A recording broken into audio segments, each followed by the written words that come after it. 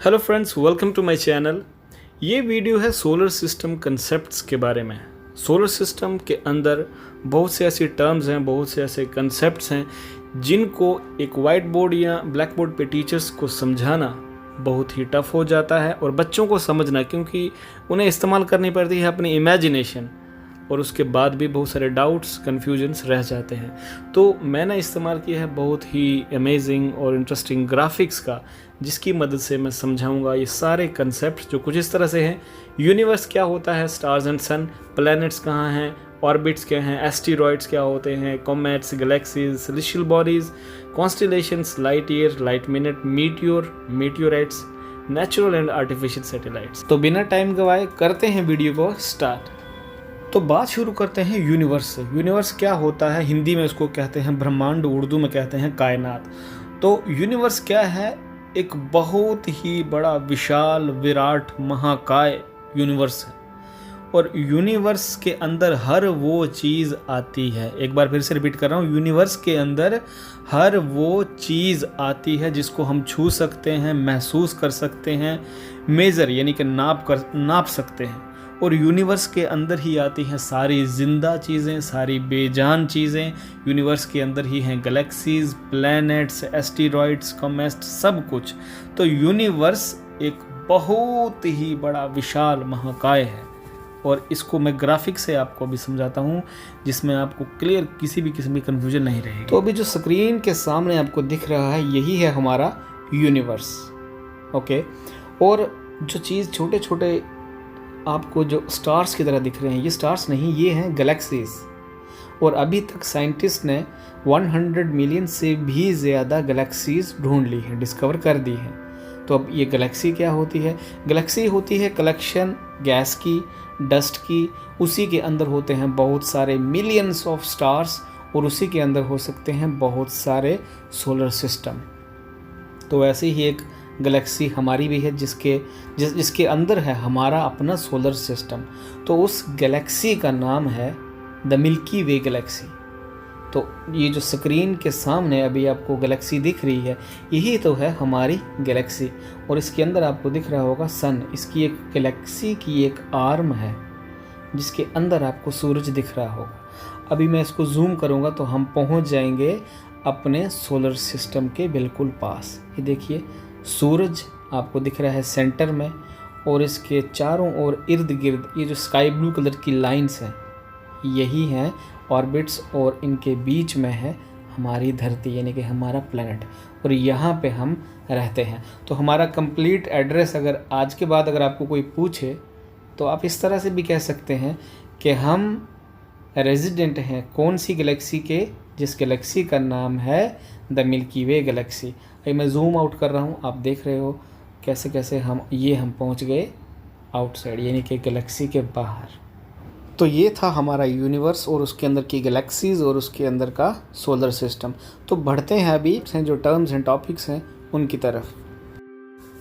हमारे solar system का जन्म कैसे हुआ, ये वजूद में कैसे आया, इस टॉपिक पे बहुत से साइंटिस्ट ने अलग अलग थेरीज हमें दी हैं। ओके, और इन सभी थेरीज में से जो मोस्ट एक्सेप्टेबल थेरी है वो है द बिग बैंग थेरी। तो बिग बैंग थेरी ये कहती है कि हमारे सोलर सिस्टम का जन्म हुआ एक सिंगुलरिटी से, यानी कि एक सिंगल चीज़ थी यूनिवर्स में, उसमें एक बहुत बड़ा धमाका हुआ और उस धमाके की वजह से सन और जितने भी हमारे प्लैनेट्स हैं ये वजूद में आए। तो बढ़ते हैं पहले टॉपिक की तरफ जो है स्टार्स एंड सन। तो यहाँ पे बेसिक सी चीज़ समझने की ज़रूरत है कि स्टार और सन एक ही चीज़ है। फ़र्क सिर्फ इतना है कि सन यानी कि सूरज, इसका साइज़ बहुत ही बड़ा है, जबकि बाकी स्टार्स उनका साइज़ बहुत ही छोटा है। इनकी कंपोजिशन एक है, बनावट एक सी है। इनके अंदर होता है हाइड्रोजन, इसके कोर में है हाइड्रोजन जो कंटिन्यूसली फ्यूज़ हो रहे हैं इनके जुड़ रहे हैं और बना रहे हैं हीलियम, जो एक एक्सोथर्मिक रिएक्शन है। एक्सोथर्मिक रिएक्शन ऐसी होती है जिसमें बहुत सारी हीट और लाइट बाहर निकलती है।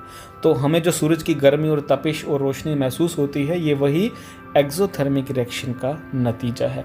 तो सूरज की जो उम्र है वो अभी तक हो चुकी है 4.5 बिलियन ईयर्स, और साइंटिस्ट का ऐसा मानना है कि आने वाले 5 बिलियन सालों तक सूरज अभी भी जिंदा रहेगा। तो कुल मिला के सूरज अपनी आधी ज़िंदगी जी चुका है। यहीं पे स्क्रीन पे सामने आपको दिख रहा होगा 1 billion is equal to 100 crore. तो ये जो मैं कैलकुलेशन आपको बता रहा हूँ कि 5 मिलियन 4.5 बिलियन ईयर्स, आप यहाँ से इमेजिन कर सकते हैं कि कितना लंबा लाइफ स्पैन है ये। तो अब बात करते हैं हमारे प्लैनेट्स की। कुल मिला के हमारे सोलर सिस्टम के अंदर 8 प्लैनेट्स हैं। 4 इनमें से ऐसे प्लैनेट्स हैं जिनको बोला जाता है टेरेस्ट्रियल प्लैनेट्स, यानी कि ऐसे प्लैनेट्स जिनकी सरफेस सतह जो है वो सख्त है, हम उन पे कदम रख सकते हैं। और बाकी जो बचे 4 वो ऐसे हैं जिनको बोला जाता है गैस जायंट्स, क्योंकि उनकी बनावट गैस की है। उन पे अगर हम जाएंगे, कदम रखेंगे, तो हम उस गैस के अंदर धंस जाएंगे, क्योंकि उनकी सतह जो है वो गैस की बनी हुई है। हमारे 8 प्लैनेट्स और उनके बारे में कंप्लीट जानकारी, फॉर एग्जांपल डिस्टेंस एक प्लैनेट का सूरज से कितना है, उस प्लैनेट का डायमीटर कितना है, वो रोटेशन कितनी देर में करते हैं, रिवॉल्व सन के अराउंड कितने दिनों में करते हैं, उनके मून कितने हैं, टेम्परेचर दिन को कितना है और रात को कितना है, इन सभी प्लैनेट्स का और उनके जो मून हैं उन सभी पे मैंने एक डिटेल्ड वीडियो बना दी है ऑलरेडी। आप जाइए उसको भी देखें, जिसका लिंक आपको ऊपर दिए गए आई बटन से मिल जाएगा। उसमें कंप्लीट आपको हर एक प्लैनेट की जानकारी मिल जाएगी। अब बात करेंगे ऑर्बिट्स की। ऑर्बिट्स क्या होते हैं? सिंपल सी चीज़ है, स्क्रीन पे आपको दिख रहे होंगे गोल गोल सर्कल्स। तो ये सर्कल्स क्या हैं? यहाँ पे प्लैनेट्स के नाम भी आपको दिख रहे होंगे, यूरेनस, सैटर्न वगैरह वगैरह। तो ऑर्बिट्स क्या हैं? रास्ते हैं। इन रास्तों पे प्लैनेट्स रिवॉल्व करते हैं सन के इर्द गिर्द, यही होते हैं ऑर्बिट्स। जैसे धरती अपने एक्सिस पे रोटेट करती है 24 घंटों में, मगर वो सूरज के इर्द गिर्द रिवॉल्व करती है अपने ऑर्बिट में, रिवॉल्व कर रही है 365 डेज प्लस 1/4 डेज में। इंटरेस्टिंग सी चीज़ ये है कि प्लैनेट कभी भी दूसरे प्लैनेट का रास्ता इंटरसेक्ट यानी कि काटते नहीं है। तो अब बात करेंगे कि एस्टेरॉइड्स क्या होते हैं। तो बच्चों, एस्टेरॉइड क्या होते हैं? मार्स प्लैनेट और जुपिटर प्लैनेट, इनके बीच में एक बहुत बड़ी बेल्ट है, आपको दिख रहे होंगे यहाँ पर। ये बेल्ट, इस बेल्ट को बोला जाता है एस्टेरॉइड बेल्ट। अब एस्टेरॉइड बने किस चीज़ के होते हैं? ये बने होते हैं रॉक्स, स्टोन्स, कुछ मेटल्स के, जैसे आयरन है या निकल है, उन मेटल से ये बने हुए होते हैं। तो ये भी ग्रेविटेशनल फोर्सेस के साथ यहीं पे तैर रहे हैं और सन के इर्द गिर्द ये भी चक्कर काटते रहते हैं, जैसे बाकी प्लैनेट्स चक्कर काट रहे हैं। जैसे बाकी प्लैनेट्स की रोटेशन चल रही है, वैसे ही इनकी भी रोटेशन चलती रहती है। तो बच्चों, अब हम डिस्कस करेंगे मीटियोर और मीटियोराइट्स के बारे में। क्या होता है कि अक्सर आपने कभी देखा होगा हिंदी फिल्मों में, लड़का और लड़की किसी पार्क में बैठे हुए हैं, रात का टाइम है, तो जब आसमान पे वो देखते हैं तो एक टूटता हुआ तारा दिखता है, तो फिर वो एक विश मांगते हैं, राइट। तो वो ये टूटता हुआ तारा, उसी को बोलते हैं मीटियोर। अब होता क्या है कि ये जो एस्टेरॉइड बेल्ट में रोटेट कर रहे हैं, रिवॉल्व कर रहे हैं सन के इर्द गिर्द, कई बार क्या हो जाता है कि ये एक दूसरे से टकरा जाते हैं और इनके टकराने की वजह से इनमें फोर्स पैदा हो जाती है और एक एस्टेरॉइड जो टूट गया है वो लकीली एंटर हो जाता है हमारी धरती के एटमॉस्फेयर के अंदर। अब जैसे ही वो एटमॉस्फेयर में आएगा, अब हमारी ज़मीन जो है पृथ्वी, वो भी ग्रेविटी की वजह से उसको अपनी ओर खींचेगी। और आपको पता होगा कि धरती के एटमॉस्फेयर में होती है ऑक्सीजन, और कोई भी चीज़ जब बड़ी ही तेज़ी के साथ, स्पीड के साथ जब धरती के एटमॉस्फेयर में एंटर होती है और ऑक्सीजन के टच में आती है, तो उसको आग लग जाती है। और जैसे ही आग लग जाती है और जैसे ही वो, अब जब हम ज़मीन से उसको ऊपर की तरफ देखेंगे तो हमें यूँ लगेगा कि एक तारा है जो टूट के नीचे आ रहा है। एक्चुअली में वो क्या है? एक एस्टेरॉइड है जिसको आग लग गई है। और कई बार ये एस्टेरॉइड पूरा का पूरा हवा में ख़त्म हो जाता है और जो ज़मीन पर इसकी राख भी नहीं मिल पाती हमें। तो ऐसे एस्टेरॉइड को जो आसमान में ही ख़त्म हो जाता है उसको बोलते हैं मीटियोर। और ऐसा एस्टेरॉइड जो ख़त्म नहीं होता है और ज़मीन में हमें पूरा पत्थर का पत्थर मिल जाता है, उसको बोलते हैं मीटियोराइट। तो मीटियोर और मीटियोराइट में सिर्फ इतना ही फ़र्क है। आपके सामने फ़ोटो है यार्डिमली मीटियोराइट की, जिसका वेट है 127 किलोग्राम। ये एक परफेक्ट मीटियोराइट की एग्जांपल है और इसको एग्जीबिशन में रखा गया है जहाँ पे लोग इसको आके देखते हैं और रिसर्चर्स इसके ऊपर स्टडी करते हैं। तो बढ़ते हैं अपने नेक्स्ट टॉपिक की तरफ जिसका नाम है कोमेट्स। तो कोमेट्स बने होते हैं डस्टी स्नोबॉल से, जिसकी मेनली कंपोजिशन होती है आइस, पानी, कार्बन डाइऑक्साइड, अमोनिया, मीथेन और बहुत सारा डस्ट। तो इसका न्यूक्लियस जो है वो मेनली बना होता है बर्फ़ के साथ, और बाहर इसके बहुत सारी डस्ट है जिसको हम बोलते हैं कोमा। तो होता क्या है कि ये कोमेट्स एक एलिप्टिकल शेप में, राउंड नहीं, एलिप्टिकल यानी कि अंडे की शक्ल में सन के इर्द गिर्द चक्कर काटते हैं। ओके, तो होता यूँ है कि जैसे ये सन के पास पहुंचते हैं ना, तो क्योंकि इसकी बनावट है आइस की यानी कि बर्फ़ की, और जैसे ही ये सूरज के पास पहुंचता है तो इसके अंदर की बर्फ़ पिघलने लगती है, और सोलर रेडिएशन की वजह से, प्रेशर की वजह से, इसकी खुद की मूवमेंट की प्रेशर की वजह से भी इसके जो पीछे की जो इसकी डायरेक्शन है एक टेल की तरह हमें दिखती है। ओके, तो इसी को बोलते हैं कोमेट्स।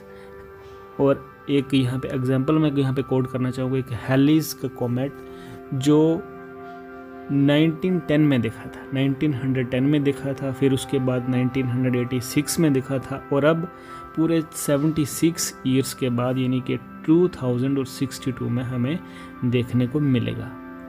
तो अब बात करते हैं लाइट ईयर और लाइट मिनट की। तो लाइट ईयर क्या होता है? डिस्टेंस जो ट्रैवल करती है light at the speed of 3 lakh kilometre पर सेकेंड इन 1 ईयर, उसको हम बोलते हैं लाइट ईयर। तो अब आता है लाइट मिनट। लाइट मिनट क्या होता है? डिस्टेंस जो लाइट ट्रैवल करती है at a speed of 3 lakh kilometre पर सेकेंड इन 1 मिनट, उसको हम बोलते हैं लाइट मिनट। तो अब हम बात करेंगे सेलेस्टियल बॉडीज़ की। सेलेस्टियल बॉडीज़ क्या होती हैं? धरती के एटमॉस्फेयर से बाहर जितने भी हमारे प्लैनेट्स हैं, उनके नेचुरल सैटेलाइट्स हैं, एस्टेरॉइड्स हैं, कॉमेट्स हैं, वगैरह वगैरह, जितने भी स्टार्स हैं, उन सभी को कलेक्टिवली हम लोग बोलते हैं सेलेस्टियल बॉडीज़। कॉन्स्टलेशंस की बात करेंगे अब। कॉन्स्टलेशंस क्या होती है कि आसमान में कुछ ग्रुप ऑफ स्टार्स 10, 12, 14, 15 ये कंबाइन होकर कलेक्टिवली कुछ इमेजेस बना देते हैं। जैसे आपकी स्क्रीन के सामने है, एक राजा की तरह है, उसने एक ढाल पकड़ी है और एक हाथ में स्वॉर्ड है, किसी पे अटैक करने की कोशिश कर रहा है। तो इन्हीं ग्रुप ऑफ स्टार्स को हम कॉन्स्टलेशंस बोलते हैं। अभी तक 88 डिफरेंट टाइप ऑफ कॉन्स्टलेशंस हमें साइंटिस्ट ने डिस्क्राइब करके दे दी। अब हम बात करेंगे नेचुरल सैटेलाइट्स और आर्टिफिशियल सैटेलाइट्स के बारे में। फॉर एग्जाम्पल जैसे मून है, एक कुदरती एक हेवनली बॉडी है, कुदरती सेलेस्टियल बॉडी है। ये क्या कर रही है? हमारा जो प्लेनेट अर्थ है उसके इर्द गिर्द रिवॉल्व कर रही है। ओके, तो नेचुरल सैटेलाइट क्या होता है? एक ऐसी कुदरती बॉडी जो किसी भी प्लेनेट के इर्द गिर्द रिवॉल्व करे, उस बॉडी को कहते हैं नेचुरल सैटेलाइट। जबकि on the other hand artificial satellite एक ऐसी चीज़ होती है जो इंसानों द्वारा बनाई गई होती है। जैसे स्क्रीन पे आपको दिख रहा है एक सैटेलाइट है, फॉर एग्जांपल जैसे आर्यभट्टा सैटेलाइट, इनको हम आसमान में छोड़ देते हैं, ये धरती के इर्द गिर्द रिवॉल्व करते रहते हैं और मौसम की जानकारी या कुछ और जानकारियाँ हमें। तो बढ़ते हैं लास्ट टॉपिक की तरफ जो है गैलेक्सी। गैलेक्सी के अंदर क्या होता है? गैलेक्सी के अंदर बहुत सारे स्टार्स होते हैं, स्टेलर रैमलेट्स होते हैं, इंटरस्टेलर गैस, डस्ट और बहुत सारा डार्क मैटर होता है। कि सभी चीज़ें अपनी अपनी जगह पर एक दूसरे के साथ ग्रेविटेशनल पुल की वजह से खींचे हुए होते हैं। इसी के अंदर हमारा सोलर सिस्टम भी है, और अभी तक साइंटिस्ट ने डिस्कवर की है 100 बिलियन गैलेक्सीज से भी ज़्यादा गैलेक्सीज। तो हम यूनिवर्स में अकेले नहीं हैं। हो सकता है कि हमारे जैसा सोलर सिस्टम कई और भी हों जिनका अपना सूरज हो, प्लैनेट हो। हमारी गैलेक्सी यानी कि मिल्की वे, इसी के साथ में हमारे ही पड़ोस में एक और गैलेक्सी है जिसका नाम है एंड्रोमेडा। तो इसी उम्मीद के साथ कि सोलर सिस्टम और उसके सारे कंसेप्ट्स आपको क्लियर हो चुके हैं। अगर वीडियो अच्छी लगी है तो लाइक करें, शेयर करें, उससे हमें मोटिवेशन मिलेगी और नए नए अच्छे वीडियोस बनाने के लिए। और इन केस अगर आपको कुछ बुरा लग गया है या कहीं कोई कमी रह गई है तो हमें कमेंट बॉक्स में कमेंट करके बताएं ताकि हम उसको इम्प्रूव कर सकें। तो मिलते हैं किसी अगले वीडियो में, तब तक के लिए जय हिंद, जय भारत।